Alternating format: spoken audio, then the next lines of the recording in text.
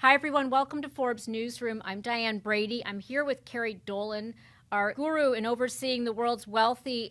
Kerry, Elon Musk dropped to number 2. Is that correct?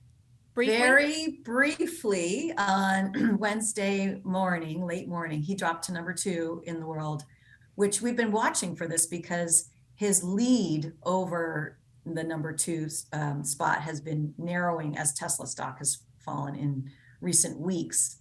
So briefly, Bernard Arnault of France, the chairman of LVMH, the luxury goods company, became the world's richest. But these two men, are very close together in terms of net worth. And, this Tesla stock rose up again, and Musk then went back to number 1. So it was a brief window there, but people got excited about it. What's the spread? Because at one point, Elon Musk was worth, $320 billion last year. Now he's not. Yeah, so he was worth $320 billion in November of 2021.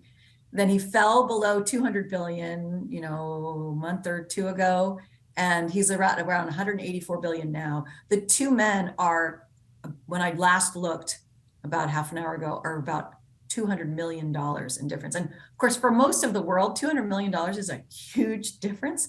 But when you're worth $184 billion, that's a very tiny percentage difference. So you mentioned Tesla. How much of his net worth is wrapped up in that, Elon Musk? So it's more than 50%. When I last looked, it was about 60% of his net worth was in Tesla. And so basically, as Tesla stock drops, and Tesla stock has fallen today, that's what really moved the needle here. That makes a big difference in Elon Musk's net worth. I mean, just a couple of days ago, he fell $8 billion in a day, which is that's more than a lot of the people on the list are worth. Are any of these major fluctuations tied to what's happening on Twitter or with Twitter, or is it separate? I think the ongoing concern about the fact that Twitter is taking up so much of Elon Musk's time probably is not making Tesla's shareholders happy. But I think you have the other thing that's going on is just a downturn in stocks in general. And so I think it's a combination of those two things. So let's talk very briefly about the man who was number 1, if only for a few hours, Bernard Arnault. He's not a household name. Can you just remind us a little bit about the nature of where he gets his wealth with LVMH? Yeah, so people might not know LVMH, but they may know Louis Vuitton.